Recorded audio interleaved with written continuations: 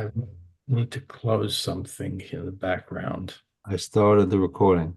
Okay, hello on those who are recording. I just need to, I seem to have lost I'm gonna have to stop the share and start it all over again. So seem to have lost Hello, Edward. okay. Okay, I got the Hello, share. Jerry.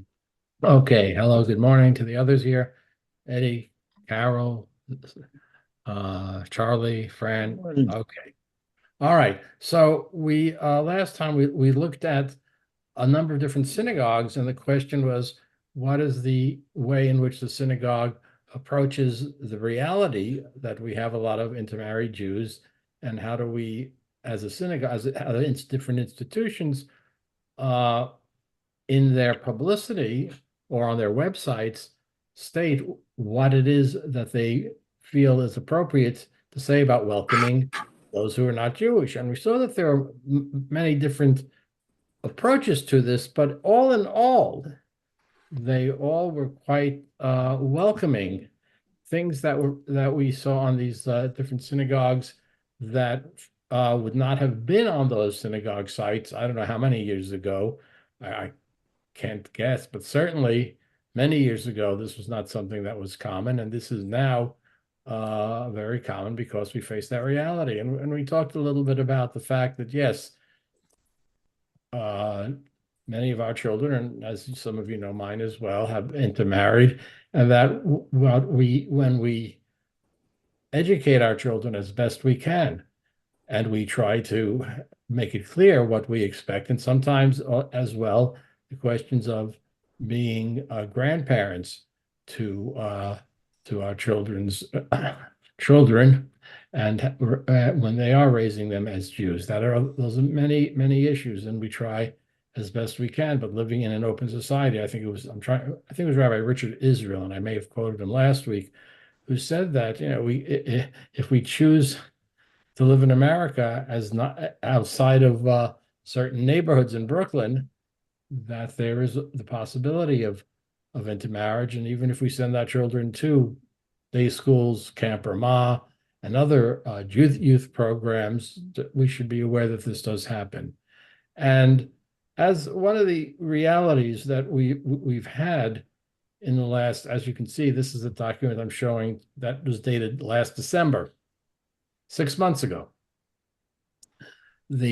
Our movement had set up a what it's called the Joint Intermarriage Working Group, made up for United Synagogue of Conservative Judaism. That's all the organizations of conservative synagogues, with the Rabbinical Assembly and the Cantors Assembly, the conservative rabbis and conservative cantors, and they came out with a report. And this report has been widely circulated, and there have been some additional meetings of this group, and this has been circulated to all the conservative rabbis. So I thought we would take a look at this, see what the movement has been saying recently. I'm also very interested to hear your reactions to some of the things that they are saying. Okay, any comments or questions before we begin? Are we all, as we say, on the same page? Mhm. Okay, so here's this report, December 2025. Again, this I think it says that about intermarriage has been a topic. Um, Many Jewish homes formed as there is one person who is Jewish and the partner is not. The interesting question they raise here, they point out that the Rabbinical Assembly published a report by its Standards Working Group. And after that, there was another working group, all these working groups. Actually, I want to go to take a look at the standard. I'm going to stop this share and go over to another share. You'll see what the Rabbinical Assembly, uh, there it is, has recently said. Is that up there? Up to Yes, standards of practice? yes. Yes. Okay. I don't have the date on it. It's not that long ago. Okay. The Committee on Jewish Law and Standards responded to a request of the Executive Council that they determine the status of attendance at an intermarriage in light of the Blue Ribbon Commission's findings. In other words, the commission that came out with that other report asked the Rabbinical Assembly, okay, they determined that members of the Rabbinical Assembly or the Cantor's Assembly, clergy of the conservative Masorti movement, may officiate at weddings only if both parties are Jewish. Officiation means signing documents or verbal participation of any kind. Attendance as a guest at a wedding where only one party is Jewish is not included in this standard of religious practice. Now you might say that what's going on here? What was going on here is that the prior standard, and again, when we say standards of practice for clergy in the conservative movement, these are things for which if you violate, they will and can expel you from the organization. So at one point, it was attendance at an intermarriage was something that they could expel you for. They've changed this, right? Clergy is may officiate, right? Okay. And why did they do that? I think they did it very simply. First of all, that standard was not being enforced. It was at that time, some years, not that many years ago, it was common knowledge within the conservative movement that they were not expelling members of the Rabbinical Assembly for attending intermarriages because they realized that attending intermarriages was becoming, frankly, common, both within their congregations and within their own families. So to expel one for attending, that was rejected. Now, notice what they say is further on. The standard continues to affirm our belief that the narrative, symbols, and rituals of the Jewish wedding ceremony are intended for Jewish couples who can authentically accept them as religiously meaningful. It does not preclude our welcoming and reaching out to intermarried couples, as we believe it is also important to create a positive rabbinic relationship with both the Jewish and non-Jewish member of such a couple. We consider it a high privilege that Jews and their partners turn to us as rabbis to guide their Jewish lives. You know, this is the question which I've raised before, and we're going to see it in this document. How does the movement, which is recognizes that there are many intermarried couples out there, how does our movement take attitudes or positions which, on the one hand, we say we cannot officiate at your wedding? Is that the end of the discussion? Now, by the way, for some couples, again, my experience, that has been, but not all. There are intermarried couples, and probably again in New Jersey, it's probably less common than in other parts of the country, and it's certainly more common when I was in Nashville. And just in general, this is a reality that we wanted to make. And I say this, I think I mentioned it last week, that someone who's intermarrying says, "Oh, by default, the only place I'm going to go to is a Reform congregation or no congregation." Okay. Any comments on that change on the Rabbinical Assembly standard? Comments or question about that? Okay. So now here's the document that came out 6 months ago. Okay. The RA is a global organization. The decisions about intermarried engagements have ramifications globally. You might imagine that this is not the type of issue that comes up in Israel as much. In Israel, as you may know, there is no civil marriage. You can only be married religiously by a religious clergy person. And many Israelis, first of all, who don't like the religious clergy person who has to be an Orthodox rabbi, leave the country to get married.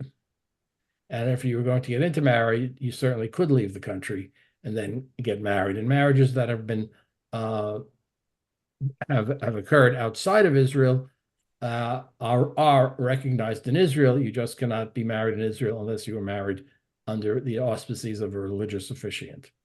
Okay. And in Judaism, that means an Orthodox rabbi. Okay. All right. There's a year we conducted a broad survey sent to 100,000 people, 1,200 responses, position papers, 40 individual group interviews. So this is something that was done very seriously in a very large number of people. Themes and steps, consensus. An especially powerful aspect of the work was quick thought questionnaire.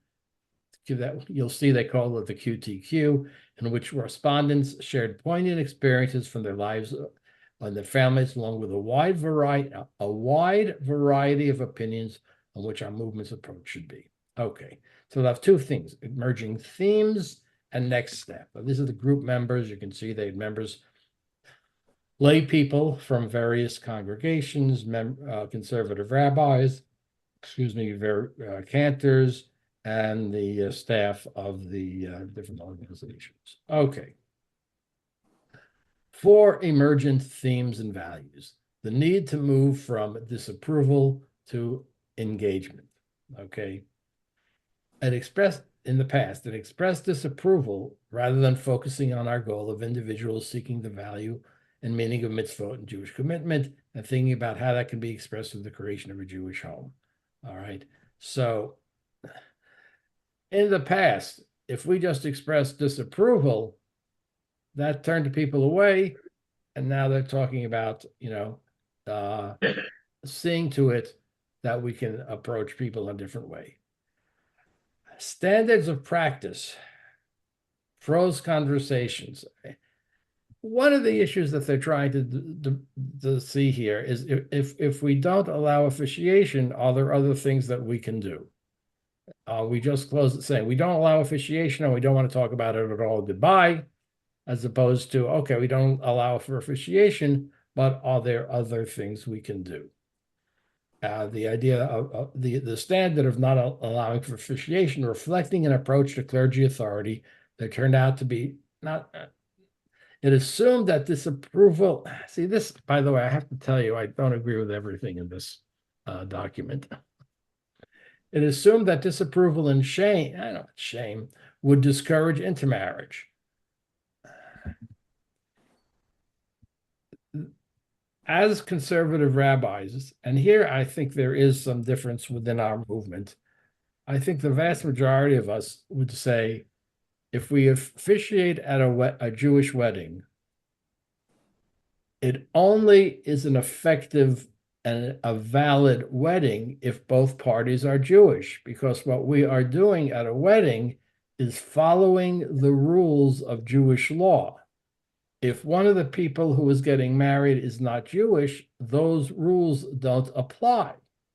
So just on the formal level, that is not a valid wedding and not something as conservative rabbis who are upholding Jewish law can therefore participate in. Okay, that is I think, a very common belief in the conservative rabbinate. And by the way, I will point out that there are conservative rabbis who, while they would not agree totally with that and would want to perform intermarriages, there are some. They don't do so because they know if they do so, they will be expelled from the rabbinical assembly. But I think the vast majority, I would argue, yes, the vast majority of us now say, no, this is just something that we can't do just on a formal level of who we are and what we do. Okay. So the real issue that they're trying to say here is, okay, if we don't officiate, is there some way that we can reach out to intermarried Jews and make them feel part of our synagogues and communities? Okay. So 4 emerging themes. The need to emphasize the value proposition of Jewish living. They give you these quotes in here. I want to see a more inclusive community that provides continuing education and guidance for everyone, not just about intermarriage, but about Jewish life. If clergy offer their blessing to intermarried couples, they need also to provide them support on building a Jewish, non-Jewish home and Jewish kids and staying married. Uh, right now, this is someone saying, I know non-Jews in my community who are better educated Jewishly than their Jewish acquaintances, and those uneducated Jews by birth who are not welcoming or accepting. Lots of people choose to convert later, and more would if the conservative movement provided education support and guidance. Again, my experience has been that yes, I have I have had people come to me for conversion who are intermarried, and years later, after they were married, they decided to convert. I have also had people study about Judaism and decide after studying, no, they don't want to convert. It just happens. This is a reality. Okay, and we should recognize that. Yeah, we must engage and guide parents, children, individuals to discuss the process of finding a life partner. The process may end in endogamy, but its primary goal is to empower the individual to articulate for themselves the kind of Jewish life. In our educational system, we should be very clear about encouraging people to live Jewish lives. Okay. The value of our movement's expansive, creative, and relevant halacha. It's going to go, let's go down. This is an interesting question. The authority of clergy is derived from relationships. This is from a rabbi. When I received rabbinic ordination, I was committed to officiating only at weddings between two Jews. For me, the logic that both would see themselves as inside the framework in which they were marrying was important. And then I found out in the world, when I refused to officiate the weddings of people I cared about, I caused harm. Okay.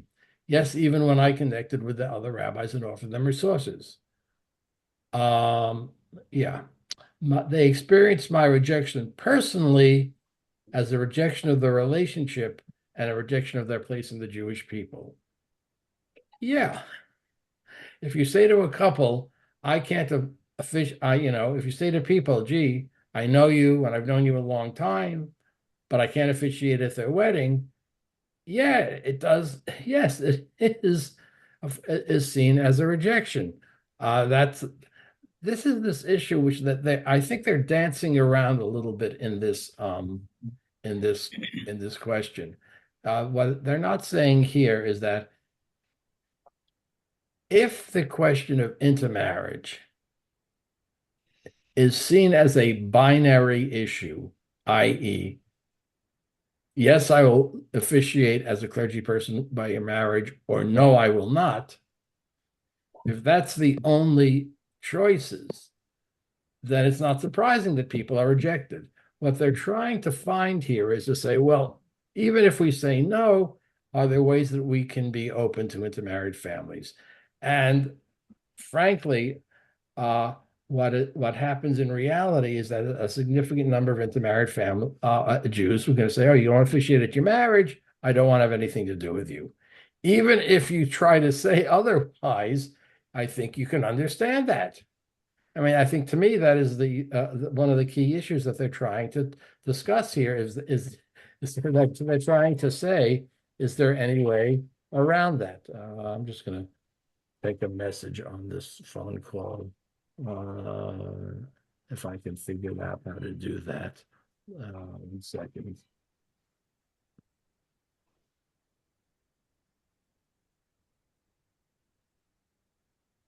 All right, they'll leave a message. All right.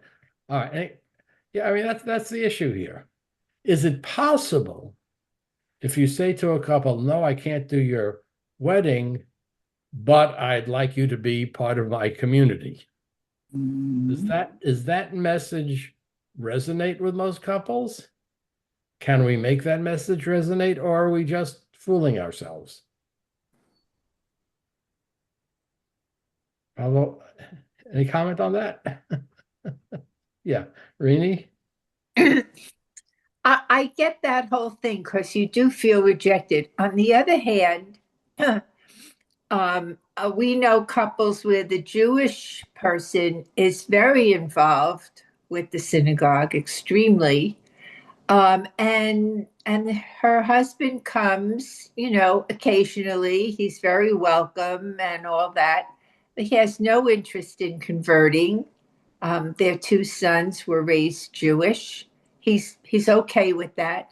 So it didn't seem to affect them, but I think the issue is more with the couple, understanding that these are the regulations of conservative Judaism, and the couple has to decide as a couple what they want to do. Do they want to leave entirely? Is the Yeah. non-Jewish partner okay with the Jewish partner being involved and then being, coming whenever they feel like it or getting involved as much as they want, so on and so on.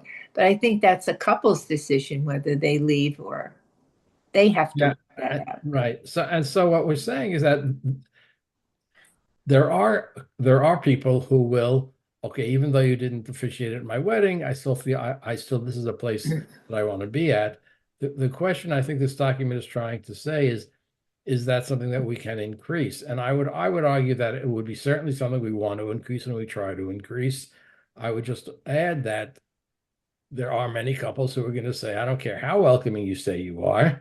If you won't officiate at my wedding, goodbye. And I've seen both types of people. I remember I can name names from my congregation in Nashville, Tennessee, of people who felt who had both reactions to it. So the question here for this document is that is there some way we can be more welcoming even if we don't officiate at the wedding? And then on the other hand, the couple is for a couple, your response to that welcoming, or will they just say goodbye? So I think it depends on how the clergy reacts to their situation because they're young, they're in love, and they don't want to hear this business that the rabbi can't officiate and all this. And if he comes across very rigid and does not even consider their feelings or even their parents, the Jewish parents, how are they involved in this decision for their children for their child to marry out? yeah, well, the question here But again, because I've had the experience, if the rabbi says no, I'm not doing it, and then starts dictating, the way what they should be doing or not doing, it turns them off altogether. right, so that happens. Here, this document is saying, well, what if the rabbi says no? Can the rabbi and and by the way, and the community, it's not just the rabbi. I think this is a question for individuals within the community. If they say no to the officiation, can they be welcoming in a way that will encourage people to come to that congregation? Right. That's the question that they're raising here. And I think as we keep saying, it does vary a great deal, yes, on both the rabbi and the couple. Right. So there's some people who you can be very, as you point out, okay, I can't do this, but I really like you. You're wonderful people. You've been, one of you have been part of this congregation for so long. We'd like to continue the relationship. Some couples are going to say, oh, great, let's do that. And other couples are going to say goodbye. That's right. So the question is there a way of getting more people who would normally say goodbye not to do that? That's the question this is trying to raise. I have to say that's a tough question, and I'm not sure. I certainly know there's no easy solution to that, but certainly I think this document is trying to suggest perhaps there are patterns that we can change to make that more common.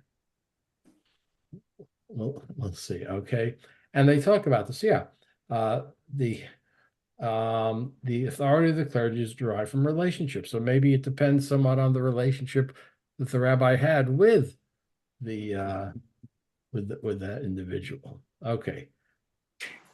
4 next steps. This one created some controversy among my colleagues.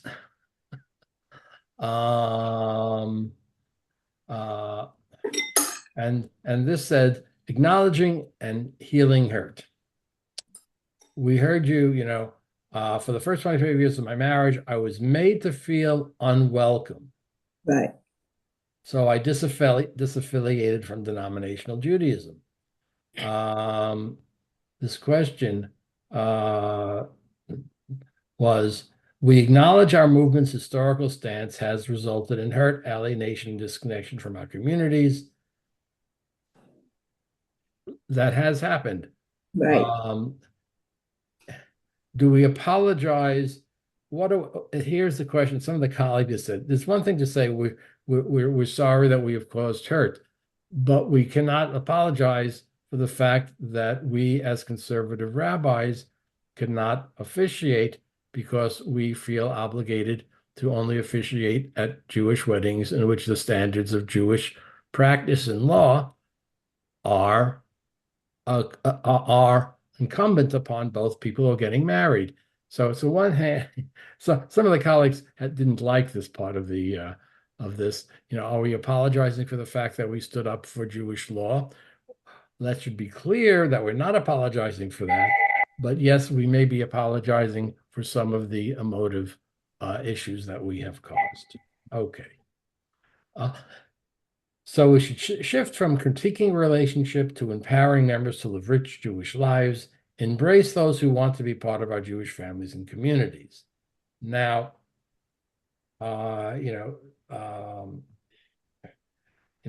I don't know, rituals of repair. I don't know. I have to say, I understand we've caused some pain in the past. Okay, marriage. Now, here's the question, which is still being debated in our movement. They're talking about, should there be opportunities to bless the couple independent of the traditionally prescribed Jewish wedding ceremony? Now they're talking about some issues that have really come up recently.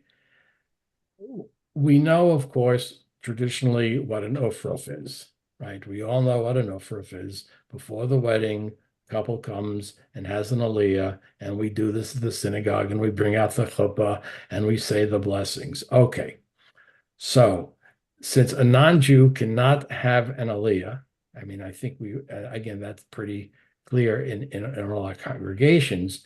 So the question is, they're raising the question, can there be develop rituals for before and after a wedding that would engage intermarrying couples? So they want to clearly define what officiation and weddings mean. Now, I have to say, I think we know what weddings mean. Officiating at a wedding is pretty clear. So what are they suggesting? And this is suggesting, remember that standard we saw above said that rabbis could not officiate, and they did define what it is, being part of the ceremony. So the question is there something else? Clergy, such as sharing blessings, word of encouragements, or song during the wedding. After the ceremony is over, say the ceremony is over, the rabbi did not officiate. Are they suggesting that perhaps after the ceremony has been ended, then the rabbi who is not now officiating could share a blessing of some sort, but not within the confines of the actual ceremony? Is that something that would be a positive step?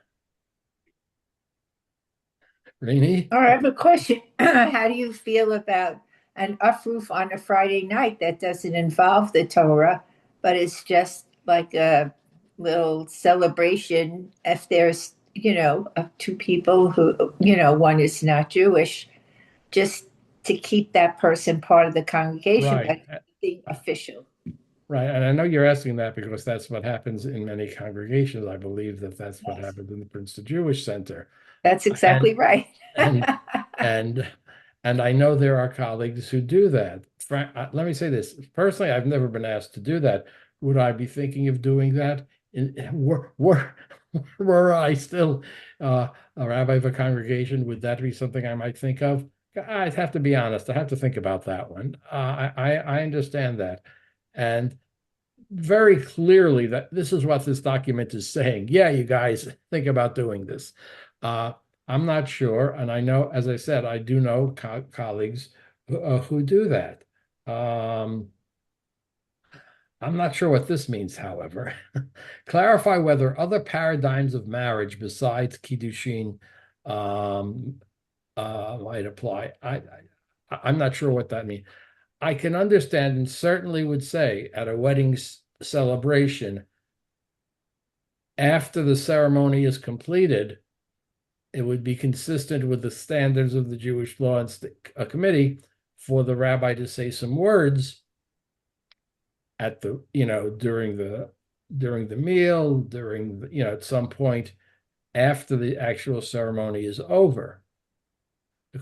Before the ceremony, at the synagogue on a Friday night, maybe. I haven't really hasn't really presented itself, and it won't for me. Okay, but that's the sort of thing they're trying to say. Again, let's not make this binary. Let's not say once you say no, there's nothing you can do. If there's specific things you can't do, again, what is the theory? Let's emphasize what you can do. Remember those statements about what non-Jews in synagogues might be able to do. Okay, comments, Charlie? Yeah, the problem is you don't want to lose the parents, and you don't want to lose the male or female Jewish partner. Mm-hmm. You want to retain them. So that's the quandrum here. We have to maintain these people. Right. And how do we do it and say I no? agree. Or the argument used to Say be. no because you're going to alienate some. Mhm. Another idea, I mean, this is just an idea, is that the non-Jewish partner makes an obligation to bring their children up Jewish. Mhm. In other words, you marry them if they make the promise to bring their children up Jewish. And rather than them intermarry, the most important thing is that children should be Jewish. Okay, let me comment on some of the things you said. It used to be the argument was made that any sort of positive action towards such a couple would then be seen as saying that intermarriage is okay and encouraged. And the counter argument is that whatever clergy says about intermarriage, we're living in America and most people aren't, and that may or may not be an effective pattern if you want Jews to marry other Jews. Okay, so in other words, whether this is helping or hurting the intermarriage rate, I don't think is a relevant argument. What Charlie is suggesting, well, what if? And by the way, in some Reform communities, they have said that. Although I will say, I hate to be a negative.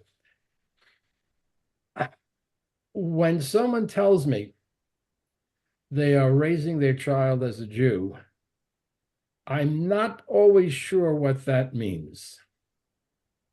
Okay, I don't know for sure what that means. Does that mean that they will or won't go to day school or religious school, or that in the home they will celebrate Jewish holidays and not celebrate non-Jewish holidays? There's a real range as to what bringing up the child as a Jew might mean. I would want to know more specifically what that is. But in that case, Charlie, what you're suggesting, you still have a marriage in which one of those getting married is not Jewish, correct? With the commitment that their children will be Jewish. Okay. Only you must make that commitment at the time of the marriage. Not later on, but at that point in time. Okay. It still doesn't. So at least we bring, I know we're raising a child Jewish. That means a lot that means something different to everyone in this room. I Yes, mean, correct. someone day school, someone go to Hebrew school, one someone nothing. I mean, that's the way the Jewish world has been and probably always will be. Yeah. Okay. All right. That still doesn't, for those, that question as to, and what if the couple says, well, we're just not going to have children? That's a possibility. It's true. Okay. So there are complicating factors. Okay. There's no way to please everybody in this. It's Right, like right. a peace treaty here. Somebody's got to give something, and you draw a line in the sand. Some people are going to be offended. Correct. That's the way it is. Okay. Next steps, conversion. This is from someone who from this, someone that they interviewed on when they were doing this. No one asked us what we expect to do about our differences or how we plan to rear our children. Had they asked, we would have told them we meant to raise our children as Jewish, as we have done. A supportive reaction would have avoided my husband's detachment. The reaction we got was insulting and alienating. Okay, now conversion. Conversion students deserve the dignity and clarity and timelines in this process, as well as the full embrace of the community. When anyone has approached me, and again, as I've pointed out, the numbers are radically different from here than I had in Nashville. I always tell someone, there's no promise on either side as to where this ends. If you're interested in learning about Judaism, possibly to become someone who converts to Judaism, that's good. But neither you nor I are promising that that's what will happen at the end of the process. In other words, Rabbi, I have a question. yeah. If the non-Jewish partner is a woman, they are bringing up their children as Jewish, but if she's not Jewish, are the children being recognized as Jewish by the conservative movement? No, they are not. And that should be clear. And that in such cases, and we have cases, the child has to be converted. Now, the issue is issues come up. Can the child go to a religious school before the conversion, or can we say, okay, you can go to religious school, but you have to promise that this conversion will take place certainly before the child becomes bar bat mitzvah, and we would hope sometime before that. But again, for a child, it's easiest for an infant. An infant, you just have for a female infant a trip to the mikvah. For a male infant, it's a circumcision for the sake of conversion and then going to the mikvah. So the children would not be in the conservative movement recognized as Jewish unless they are officially converted. Okay. So what they are talking about, interesting. From dissuasion, now you may have heard that there is a Talmudic source or a source in the codes that says if someone comes to want to convert to Judaism, the rabbi should send them away and try to dissuade them. You may have heard that. I know of no conservative rabbis who actually do that. That is just something that we just don't do anymore. So it goes without saying. Rabbi, Rabbi, Yeah, yes. Rabbi, can I share an anecdote? When Ver came to the States and Rabbi Thompson was the rabbi at B'nai Israel, and he himself was a Jew by choice who did not want to be known as the conversion rabbi. And Ver was literally just off the boat. And Rabbi Thompson, when I asked him if he would, do the conversion, he said yes. But when Ver got there, he would give him 6 or 7 books a week to read. Well, that is unusual. Look, I could understand. And he did it 3 times. Right. Okay. And then he softened up, and then it went normally. I could understand how a rabbi who he or she herself had become By the way, and as I think I've mentioned many times, the two people from my congregation in Nashville who went to the Jewish Theological Seminary and were ordained as rabbis, neither of them was born Jewish. There were two from my whose conversions I officiated at and who later became rabbis. So that does happen. And that is I could understand how someone who had become a Jew by choice might be a little skittish on this issue, right? Because while there's no, I would say, objective reason to say, well, what is this guy doing? He's a convert, he's just making it easy. You could understand that there might, that's, I think, totally understandable. But I would argue that among my colleagues, this idea of serious dissuasion is just something that we don't do anymore. The question, and now here's something that a question, a lengthy, intensive process. Now, here's a question which I have to say I am questioning as well. How long and how intensive should the conversion process be? Now, I would offer an 18-week class. That would take, and I would tell someone who's thinking of converting, it's going to take you a year. And I very specifically remember a couple who already had set the marriage date, and they came to me, and not only the Jew and the non-Jewish woman, but the Jewish person's father met with me multiple times to try to convince me to convert a woman in a short period of time so that she could be Jewish by the time of the marriage, which was only a few weeks away. Now, I have to tell you, in that case, I said, no, I'm sorry, I can't do it that quickly. So what do you think happened? Did I ever see them again? No. Actually, that's not what happened. No. After they got married, she came back and said, I really want to become Jewish. Let me go through this. Of course, she did. She became Jewish. She wound up working for the synagogue and became a very active member of the congregation, as were her two sons. So that was an unusual situation. But this question, I think that we do as a movement should be clear. Okay, we're not talking about, I will say this. There are rabbis I know of who, in the Orthodox world, who will say to someone who's interested in conversion, you must be a totally observant Orthodox Jew in order for me to convert you. That's a high bar, shall we say? But the question of my standard was a year of study, a year of going through all the holidays, attendance at the synagogue with some regularity, reading a bunch of books. Yes, I don't know. Was that lengthy and too lengthy and intensive? I didn't think so. By the way, I still don't. Our movement runs an introduction to Judaism class in the northern New Jersey area, taught by several of my colleagues. That does last, I think it's 18 weeks and has a long reading list. I don't think that's too much. So I'm not sure what they mean here, okay? Yes, we are welcoming to people.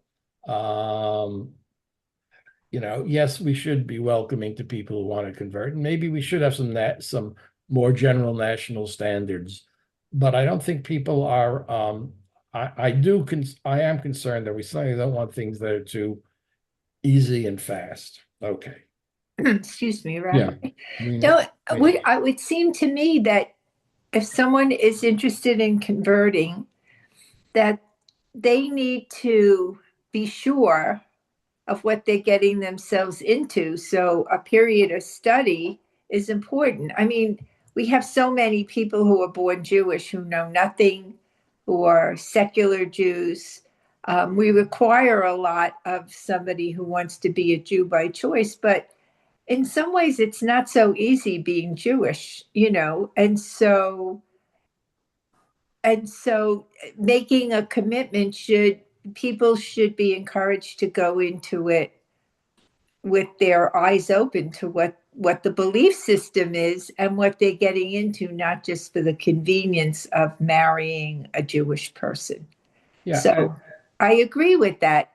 And I also think that people have to respect the opinion of the clergy that they're dealing with in that movement. So if you want to marry an Orthodox person, which is maybe unlikely for an Orthodox person to even be around non-Jews, a very Orthodox person, then you have to respect that clergy, and and if you don't, then you shouldn't be there. So yeah, and there are people who do convert through Orthodox auspices. Again, I knew of quite a few in Nashville. There were those who did so and did become very observant. Okay. And in the modern Orthodox world, let's be honest as well, the modern Orthodox world does interact with the non-Jewish world. It's not like those who are in the Hasidic world of Williamsburg. Although there too, as you may know, there are individuals, they even have a term for that, who are off the derech. off the road. That's right. That is the technical term that is used. Oh, this one is off the derech. They stop being observant. Rabbi, I don't know if it's changed, but when Vera was going through conversion, we went to we studied with Rabbi Thompson, but he also sent us to the Rabbinical Assembly, and Rabbi Hofberg taught the course. It was more than 18 weeks. Okay. And then he also studied with Rabbi Silverstein at Agudath, Israel, because it was a totally different approach. That was more about Israel and Zionism. The other one with Rabbi Hofberg and the RA was more about ritual and learning to read Hebrew and the holidays and Shabbat. And Rabbi Thompson was the discussion and putting it all together. So he wound up studying actually for 2.5 years. Wow. But we were married civilly, and when he came to the country, he was living a Jewish life before he went through the conversion. So it was much longer than 18 weeks. Yeah. Well, again, I may be wrong about the number of weeks. All I can say is that the class that Rabbi Hofberg taught, that's the same auspices of the current class. How it may be long, I could be wrong about its length. Listen, this goes back 34 years. So Yes. we're married 36, and so 2 years. Yeah, so it's about 34 years ago. Right, so I can't be, don't hold me on how long it is, but it still occurs. Actually, once there was a year the class was held at our congregation's building. 1 year. Sometimes it's in Morristown. There's always a class in Hoboken. Well, gee, why is that? Because there are a lot of young Jews who live around there. Every year they try to hold it in 2 or 3 places, and one of them is always Hoboken. So those things are still going on. And the assumption is that, yes, the person who's interested in conversion would go to that class, but then would have a quote home rabbi who they would study with and who would be overseeing the process. Correct. Okay. So, then they talk about the next 4 steps: reframing the conversation on intermarriage. There's a need for a curriculum that explores what Jewish marriage means broadly, the values, commitments. Why does Jewish marriage matter? How can all couples engage with these values in meaningful ways? I mean, we're starting to sound like the Catholic Church. The Catholic Church requires these sorts of things to happen before they will a priest will officiate at a wedding, partially because, as you know, they don't allow for divorce. So they really want to be sure that people know more about this. Resources, pastoral care, and so on. Okay, here's the conclusion. It's done. A core principle of the conservative movement is that Jewish law and practice evolve. Okay. The current content of intermarriage, efforts on meaningful next steps to continue the path towards inclusion and engagement of intermarried couples and their families. Okay. That conversation is continuing. This committee is continuing to meet. They came to some recommendations as to specifics. And my guess is over the next few years, you will see them again talk about more specifically about engagement, curriculum. Okay, if you don't officiate, what can you do? Are there ways of blessing the couple outside of the actual wedding ceremony and so on? Okay. There we go. Any other comments or questions? Comments, questions? All right. I'd like to, we've talked about this issue of what the relationship with Jews and non-Jews. There was one more thing I wanted to talk about this in this curriculum, which I might be able to do or not briefly, because it came up recently. The question, which is a larger question, which is about Jews and non-Jews. Is the share there? I'm sorry. Yes. Yes, Okay, the crime of Israel's new death penalty Right. law. right. This is not I just Yeah. want to What it is. point something out.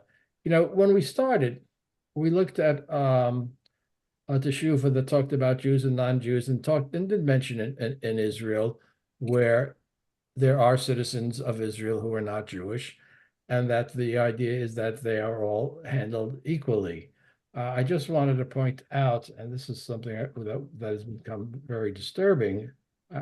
As you look at this headline, are any of you familiar with what we're talking about here?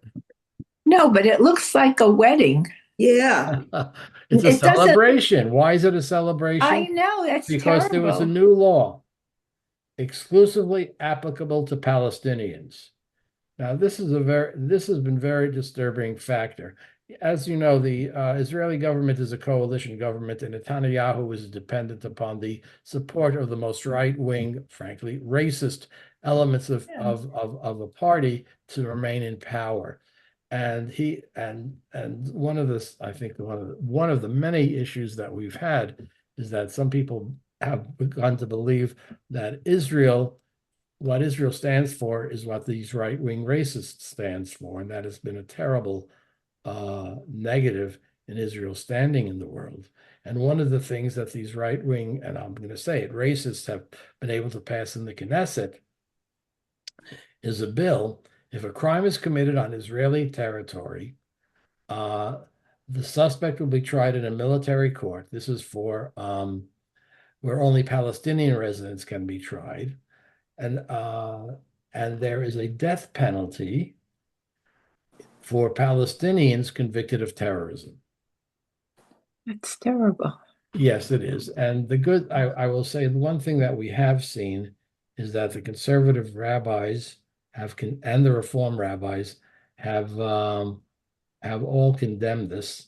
This is a conservative rabbi in the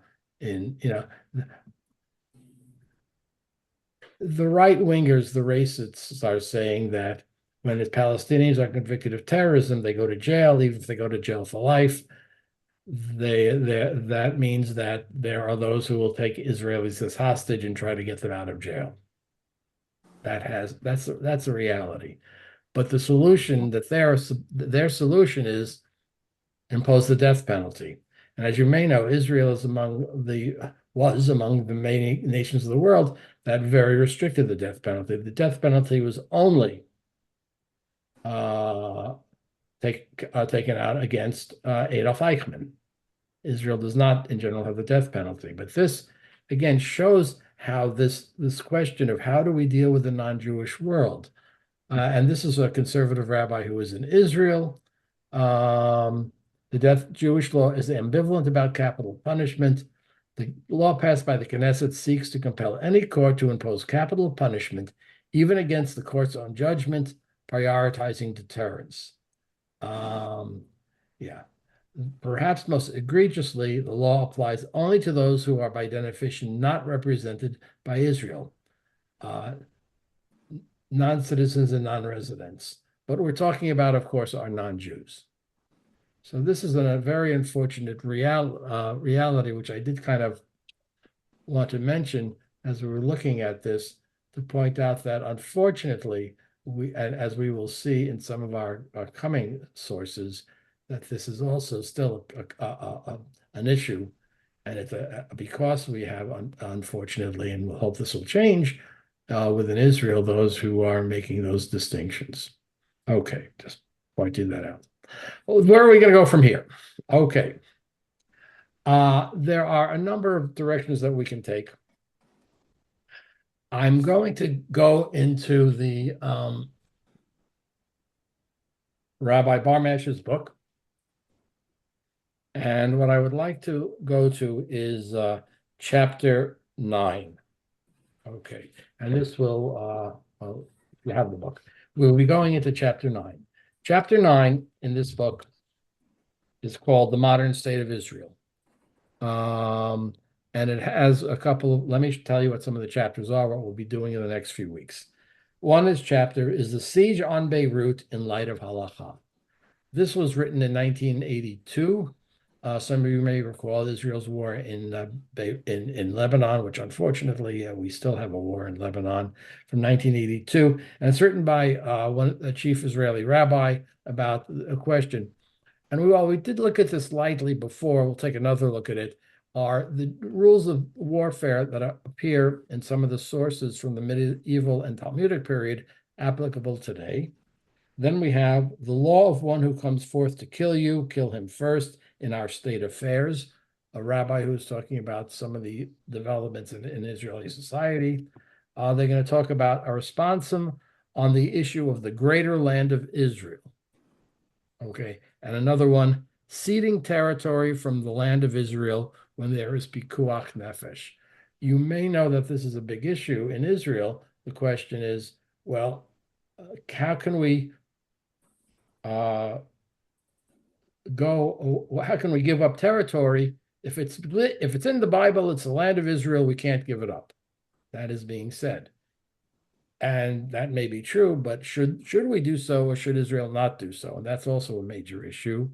Again, actually, there are two responses there. Ceding territory because of pikuach nefesh.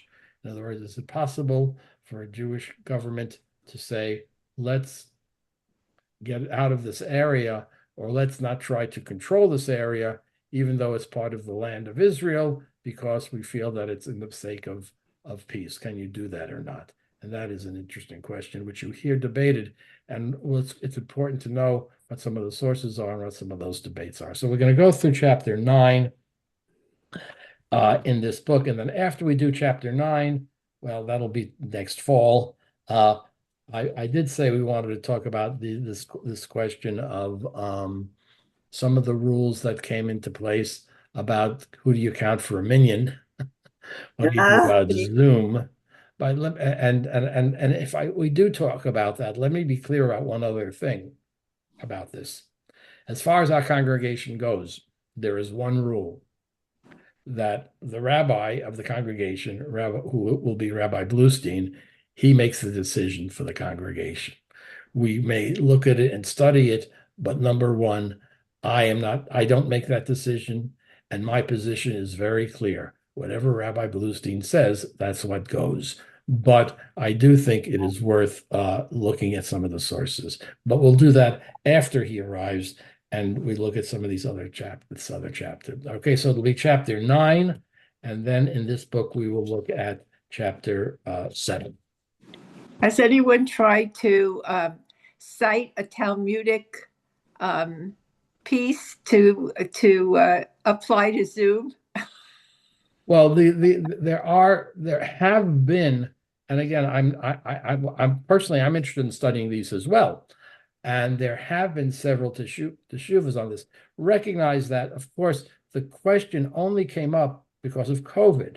Right. But in point of fact, there was a previous teshuva by a conservative rabbi who actually at one point before that was speculating about it because, even before COVID came about, those abilities were available, right? It's only when COVID came about, then we had a couple of questions, and some of the questions were, is this only for this time of great necessity? Oh, And is the great necessity for this particular hour mean that we bend certain rules, but when the time of great necessity ends, oh, we got used to it? Well, no, that's not what we said. Or wait a second, maybe we need to reevaluate that. So I think it's worth looking at to see how that all has, because we're now, hey, look at here we are on Zoom. that's right. We're so used to Zoom being the manner with which we interact with others, which, by the way, is not necessarily the best way to do so. But that question, well, after we look at those sources about the state of Israel, we'll take a look at some of those. Rabbi, we are waiting with open arms for Rabbi Bluestein to make a decision because, we've been going through this Right. situation for a while. And people have asked me, and I steadfastly refuse to answer. I'm one of the people. And people have tried to convince me, oh, you should see it this way. I say, well, you can No. about it, but convincing me doesn't do anybody any good. Right. And let me be very direct, the last thing that I'm going to do is to come out one way or the other, because as I've said, my role, particularly as the emeritus, is have nothing to do with that conversation. The only thing I'd like to do is I'd like to study it, learn a little bit about it, but just to see what some of the sources are. And I think, and to say to the congregation, you have to respect the rabbi. I mean, you want to trying to convince me, as some people have tried to do, is useless. Talk to him. Don't talk to me. But just a study. And by the way, and one of the reasons I want to wait to do that. I'm very serious about this. I want him to know that this class is studying that, but we're not studying that to influence him. We're just studying that. And by the way, if he says to me, I really would like to teach this myself to the congregation, and I don't like the fact that you're doing that, I would say, okay. No. No,